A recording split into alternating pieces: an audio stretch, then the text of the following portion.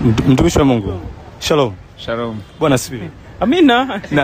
Kati yenu hapa nani kamleta mwenzake kanisani? Niseme tu za ukweli. Mimi jana aliniambia tu nimkumbushage. Ila amekuja mwenyewe na gari lake.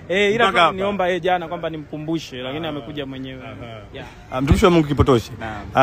Ibada ya leo imekufundisha kitu gani na umejifunza nini?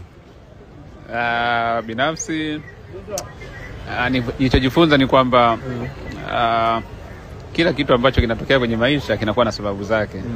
Pengine unaweza ukawa umepoteza kitu cha msingi sana, ukalalamika kwa wakati huo, kumbe Mungu ana makusudi yake. Kwa hiyo hicho ndio ambacho nimejifunza. Hicho sasa wewe umekitoa wapi? Maana sio tulichokuwa tunafundishwa. Amefundisha pale. Nani?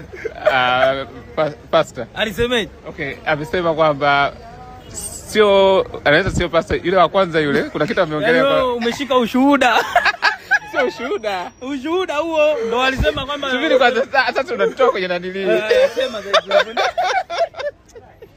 Nanili Eliudi anajaribu kunifanya kama sisi kitu chochote. Wakati wewe muulize wewe, mimi nakaa huku naangalia kwa. Basi sawa.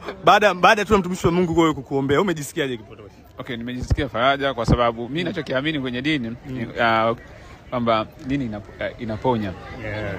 Lakini pia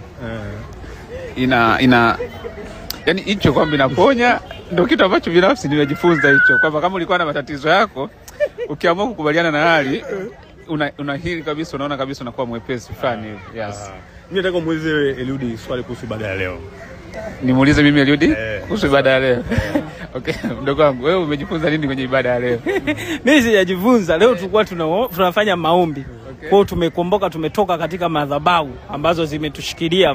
Madhabahu ni nini? Madhabahu kuna uzinzi, unanielewa, ulevi, uongo, uasherati, masengenyo, upweke. Wengine ni madhabahu. Unakuta tu kwenu yani kuna roho za upweke za kukaa mwenyewe. Amina, Mungu abariki sana jamani. Amen. Amen.